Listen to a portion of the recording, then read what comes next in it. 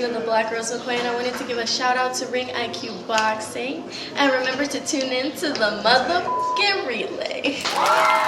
Welcome to the motherfucking relay. We're covering today's top boxing news. Ow! Okay, well now it's time to cover another angle of what we discussed in my previous video. That Caleb Plant, he's ready to unify. He wants David Benavidez, but Sam Lukowicz, who handles the career of David Benavidez, he's putting that fight way out there. 2 fights from now, sometime next year. Now, obviously, the COVID-19 pandemic has affected things in more ways than one.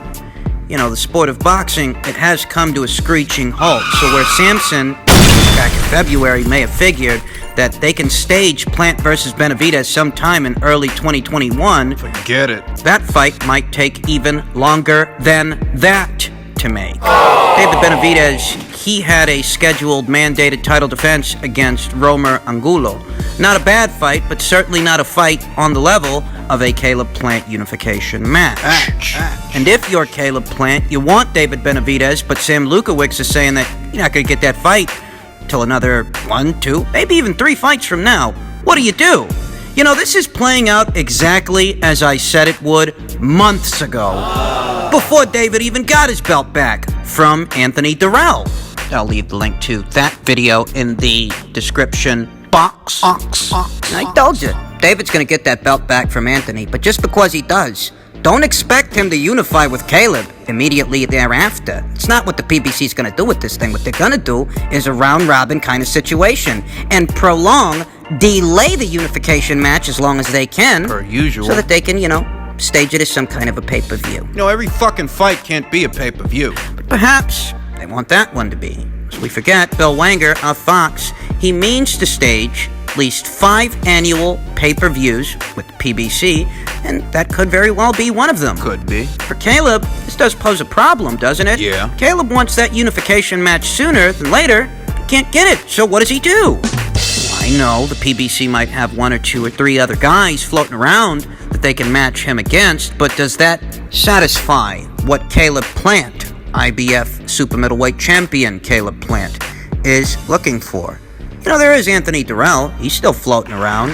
And a fight between him and Caleb, it's an interesting situation. But if you're Caleb Plant, you're telling yourself, what the hell do I want to fight Anthony Durrell for when I'm looking to fight the guy that just beat Anthony Durrell? That's who I want to fight. I mean, the boxing fans, maybe they'll find Durrell versus Plant interesting enough that they would tune in, but for Caleb, it might seem like a pointless formality. It might. Know that there are some rumblings. Jamal Charlo, the WBC's middleweight champion, moving up into the super middleweight division. A fight between him and Caleb, that could be interesting, although Jamal, he does seem to have his heart set on fighting David Benavidez. David Benavidez, he seems to have his heart set fighting Canelo Alvarez. Where's that leave Caleb? Nowhere. I mean, what are you supposed to do now? Fight a couple more Mike Lees, a couple more Fagan Bootses, those kinds of guys? You think you're going to generate excitement with those kinds of opponents, those kinds of fights? You won't. Caleb Plant has already defended his world title 2 times. He's ready to unify. Team Benavidez isn't. That's not up for discussion. That's not up for debate. So it's time for Caleb Plant to make a power move. He's got to make a big decision. It's that time. That's going to affect his future. Moving forward thereafter, he's got to decide if he wants to stay on the PBC side of things, because if he does, he'll be a victim of his own actions, or, in this case, inactions. You want to unify with a world champion, but the only other world champion on your side of the street, his people, they're not ready to do that. So go somewhere else. Callum Smith, a couple of months ago, this guy says he's got an interest in fighting big-name American fighters. Oh, does he? Now, I don't know how big you think the name of Caleb Plant is or isn't, but unification match with Caleb and Callum, it's just what the doctor ordered. That's certainly the kind of fight that Caleb's looking for. So why don't you go over to the match room? Why don't you go over to the zone? There's 2 world champions. On that side of the street, maybe you could finagle a fight with. Maybe. Lest we forget, the cash cow of the division. The cash cow of any division between 160, 175, he also happens to be on that side of the street. Instead of waiting around for David Benavidez or his people, whoever, to give a damn, make the goddamn fight, Why don't you get the hell out of there? You want to end up like Gary Russell? Huh? Reigning world champion Gary Russell, side by side with Leo Santa Cruz, waiting for that ship to come. never did. That guy. You want to end up like that guy? Huh? Because newsflash, you don't need David Benavidez specifically to unify a world title. There's 2 other guys out there that you can unify with. David Benavidez's own people are telling you they're not going to see that fight for another 1, 2, maybe 3 fights. If that's the case, do you want to stick around there for 1, 2, maybe 3 fights? Is that what you want to do? Fighting who? I fucking told you guys. I fucking told you this months ago. This was going to happen, and it's happening. So if Caleb Plant wants to better himself in his situation, he needs to expand his horizons and look elsewhere for what it is he's looking for. Because so long as he stays put, he is a victim of his own actions or inaction. Now as far as David. Look, I like the kid. I like watching him work. I like watching him fight. But at the end of the day, I can't make excuses for him. I can't do it. Unsay what his own manager said, can I? I mean, what am I supposed to do here? Huh?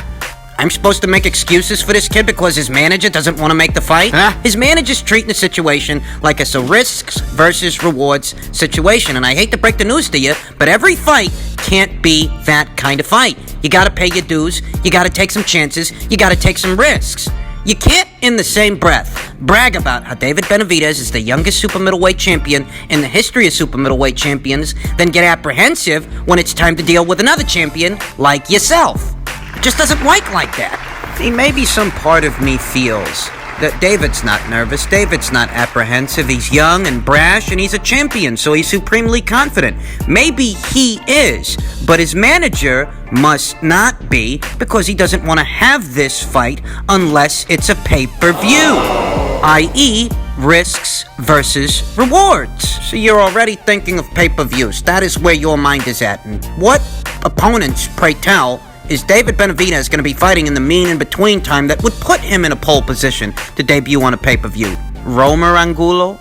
Avni Yildirim? These guys? Jamal Charlo starts sniffing his trail. What, you're going to tell me that needs to be a pay-per-view too? I'm sure there are people out there that are listening to this and telling themselves, David wants to fight. You can't fault him for what his manager says. He wants that fight.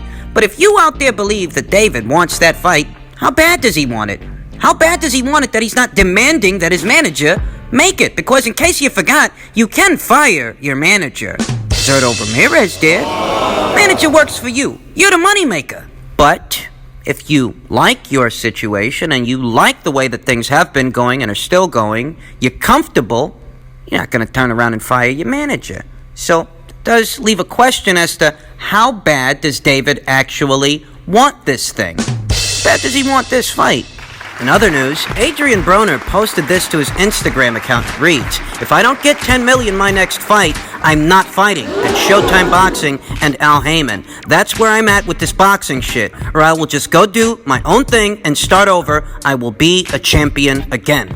A lot of people might look at me like I'm crazy, but I'll get the last laugh. I know business, and I understand the game. It's my way or the highway. I-75 don't stop for a while, so keep it pushing until you run out of gas or pay me. Went on to say, I'm not fucking playing no games. Y'all put me up against the best in the world, and I never turned down a fight. Now it's time to come correct or leave me the fuck alone. But I will become a champion again, and I promise I'm gonna make y'all pay double the price. Seems that Adrian Broner is somewhat disgruntled with his current situation. He seems disgruntled with Stefan Espinoza. He seems disgruntled with Al Heyman. Uh-oh. But my question in reference to these comments is, what fight is out there that could get Adrian Broner $10 million? What fight are fight fans clamoring for that would justify that kind of a price tag? What? You tell me. What? Does fighting Keith Diamond, does that get Adrian Broner $10 million? Is there even any demand, any interest in seeing him fight the likes of a Keith Diamond? Is there any demand, any interest to see him fight the likes of an Errol Spence? Is there any demand to see him fight anyone? You know, a couple of days ago, was reported that perhaps Floyd Mayweather was coming back, and Floyd Mayweather himself has since dispelled those rumors. Part of those rumors was that, he might be fighting Adrian Broner. But if Floyd has dispelled those rumors, it kind of takes that fight off the table, doesn't it? Yeah, it does. Go back to my original question. What fight is out there that justifies giving Adrian Broner $10 million when all he's going to do is go out there, not throw any punches, get punched in his face, and shake his head? Fuck that. You're expecting people to pay you $10 million to do that? To see that? You know what they guaranteed Sean Porter for that Errol Spence fight? The same Sean Porter that beat this Adrian Broner. You know what they guaranteed Sean for that fight? Guaranteed price? was $2 million. Two. Whereas Adrian Broner wants $10 million for having lost. Those kinds of fights. You win the lottery, you win the sweepstakes, you get the Pacquiao fight. The Pacquiao fight that most any and every single welterweight wants. And what do? You lose that fucking fight too. I mean, think about this for a second, alright? Think about it. This guy loses to Mikey Garcia. He draws with Jesse Vargas. Somehow, he has the good fortune to land the sweepstakes, win the lottery. He gets the Pacquiao fight. He loses that too. So he could turn around and start asking for $10 million to do what exactly? Lose his next fight? To lose. Is that what you want them to pay you $10 million to do? Because I don't know if anybody told Adrian Broner this, but the name of the game, you have those kinds of demands, is winning. When's the last time he won a fight? 2017 against Adrian Granados. It's the only fight he had that whole year. It was Ashley Theophane the year before that in 2016, and that also was the only fight he had that whole year. Basically talking about a guy who hasn't won a fight in roughly 2-3 years? That's what we're talking about. Seems like this guy wants to get paid $10 million just to show up because he doesn't seem to place any emphasis on whether he wins the fight, loses the fight, or even puts up a fight. Now, I don't know what Adrian Broner here today is worth to either Stephan Espinoza or Al Heyman. I don't know that they're going to meet those demands of his. I don't. Nah. But as a boxing fan, what I can say is I've no interest in seeing Adrian Broner do anything aside from retiring. I can only speak for myself. I can't speak for you. Maybe you got more interest in this guy than I do. But I know as far as I'm concerned, the only thing I want to see Adrian Broner do in the sport of boxing is retire from it. Get this guy out of here. And finally, WBO super featherweight champion Jamel Herring on Lomachenko and moving back up to 135 pounds. Section of the article reads, one of the questions asked was if three-division world champion Vasyl Lomachenko, who is generally regarded as one of the top 3 pound-for-pound fighters in the sport, really is as good as his status in the sport merits. Jamel was quoted as saying, I guess. I mean, I've never sparred him. I've seen him fight as an amateur. The last time I saw him was in the amateurs when he moved up to 132 when he fought, now unified, 140-pound champion Jose Ramirez. You can find that fight on YouTube as well. I haven't been in the ring with him, so I can't really say from my own experience. Herring, who began his career at 135 pounds, also said that he would be interested in facing him or any top fighter in the lightweight division when he makes the decision to move back up in weight. If I move up the lightweight, whoever is there, and if it makes sense, sign me up. It is a fight, and like I say, we ain't backing down from no fight.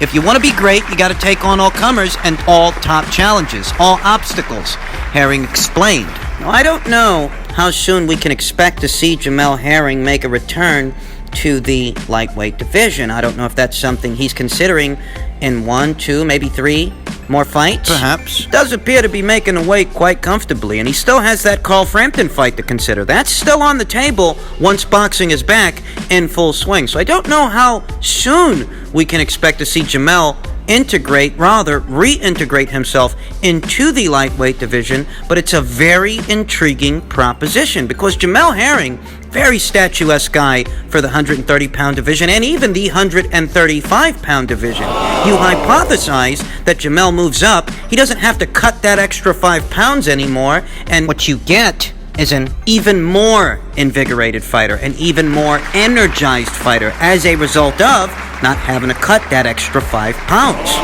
That coupled with his dimensions, the fact that he's a statuesque southpaw with a good set of legs and a very good jab, there are some very interesting fights up there in the lightweight division that I wouldn't mind seeing. One name that comes to mind almost immediately is Luke Campbell. That would be a very interesting matchup as Luke, much like Jamel, is very statuesque for his prescribed weight class. He too is a southpaw, and it's a situation to where the advantages that these guys normally have on other fighters, orthodox fighters, are not advantages that they would have against each other. So this is really going to boil down to who is the better jabber, who is the better boxer, who's more malleable, as Luke is statuesque and so is Jamel, and Luke is a southpaw, but so is Jamel. It's a very intriguing proposition, the idea of Herring versus Campbell at 135 pounds. I will admit that that's just a lot of wishful thinking. I don't think we're anywhere near close to seeing a fight like that happen, but that's what I'm talking about. That's what's intriguing about Jamel Herring potentially moving up into the lightweight division in the near future. There's good fights there, good fighters there. Well, obviously you have names like Vasyl Lomachenko, Teofimo Lopez, Devin Haney. There are also other fights like a Richard Commey fight. That's a pretty good goddamn fight, wouldn't you say? Herring versus Commey in the lightweight division. It's a good fight. It's a situation to where you can mix and match the names, and no matter which set of names you get a good fight, because that's how deep a division the lightweight division is. As I stated earlier, I don't know how close we are to that move upstairs to 135, as there still is Carl Frampton to consider, and there is the winner of Farmer versus Diaz 2 to also consider. For Jamel, that would be a unification match, provided he makes it past Carl. Which I think he will. You gotta remember what the state of 130 is, alright? You got Jojo Diaz holding IBF, Jamel Herring holding the WBO, Leo Santa Cruz is there, although he may as well be a part of a different weight class, because I don't see him fighting any of these other guys that are out there. We know what they've got lined up for Leo, and I don't want to beat a dead horse. Needless to say, neither the winner of Farmer versus Diaz 2 or Herring versus Frampton is likely to get a fight with Leo Santa Cruz. We all know why. Let's not beat a dead horse.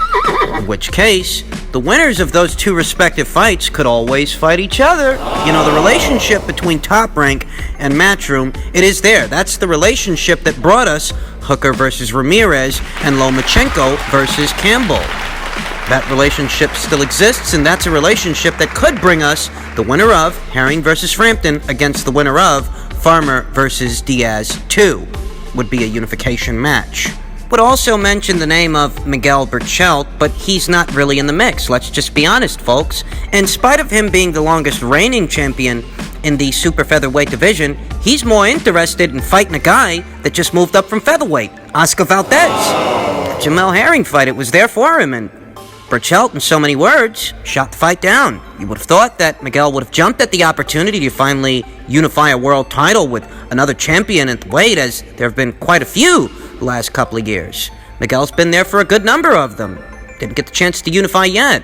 The Jamel Herring fight was there for him, and, he went the other way. He'd rather fight Valdez. Luckily for Jamel, there are other options on the table, both at 130 and 135 pounds. We'll see what the future holds and what's going to happen once boxing is back in full swing, both with the Carl Frampton fight and what happens thereafter.